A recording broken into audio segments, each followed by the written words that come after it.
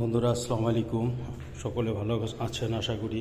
তো আজকে ছুটির দিন, আমের সিজন, আমের আচার বানানো হয়েছে মেয়ের জন্য, সেগুলো ছাদে শুকানোর ব্যবস্থাও করা হচ্ছে। তো এই আমের আচারটাকে আপনাদের দেশের আঞ্চলিক ভাষায় কে কী নামে ডাকেন জানাবেন। যাই হোক, তো এখন আমি ছাদে এগুলো শুকা দিচ্ছি আর কি। তো এখানে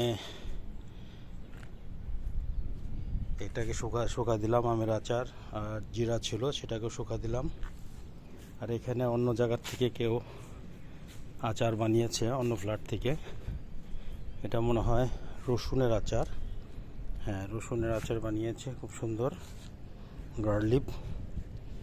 গার্লিপের আচার। আর এটা হচ্ছিল আমের আচার,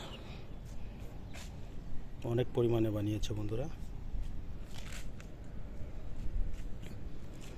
মোটামুটি অনেকটাই আচার। তো আজ আচারের সিজন, এখন আমের সিজন, যার কারণে মানুষ আচার বানিয়েছে এবং ছাদে শুকা দিয়েছে।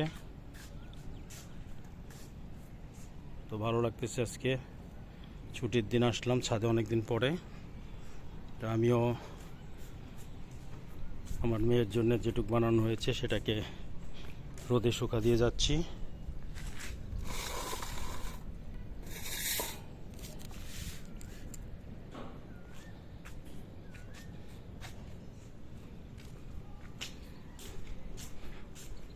ভালো লাগে ছাদে আসলে বন্ধুরা।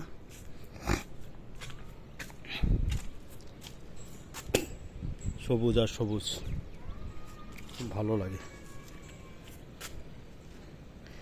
সবথেকে বড় জিনিস, মানে কোনো একটা জায়গায় যদি দাঁড়ান, সামনে যদি প্রতিবন্ধকতা থাকে, মানে কিছু দূর দেখার পর আর দেখা যায় না, তাহলে মনটা সংকীর্ণ হয়ে যায় আর মনটা ভালো লাগে না। তো আপনি সমুদ্রের সামনে যখন দাঁড়াবেন, তখন দেখবেন যে আপনার মনটা বা অনেক টেনশন লাঘব হয়ে যায়। কারণ কি, বিশালতা এবং অনেক দূর পর্যন্ত দেখা যায়, যেটা শেষ দেখা যায় না।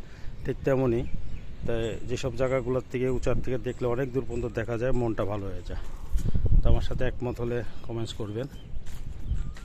তো ভিডিওটা এই পর্যন্তই বন্ধুরা। আমি কিছু হাতের কাজ আছে, সেরে নিচে চলে যাব। অন্য কাজ আছে, আজকে শুক্রবার, জুমার দিন, জুমার নামাজ পড়তে হবে। তাছাড়াও আরও কিছু বাজার টাজার করতে হয়। ছেলে মানুষের জীবন আর কি, মেয়ে মানুষের জীবন অবশ্যই কষ্টের, তারাও অনেক পরিশ্রম করে, ছেলে মানুষরা অনেক পরিশ্রম করে, সবাই সমান সমান। তো ভালো থাকবেন, সুস্থ থাকবেন, এই কামনা। আসসালামু আলাইকুম।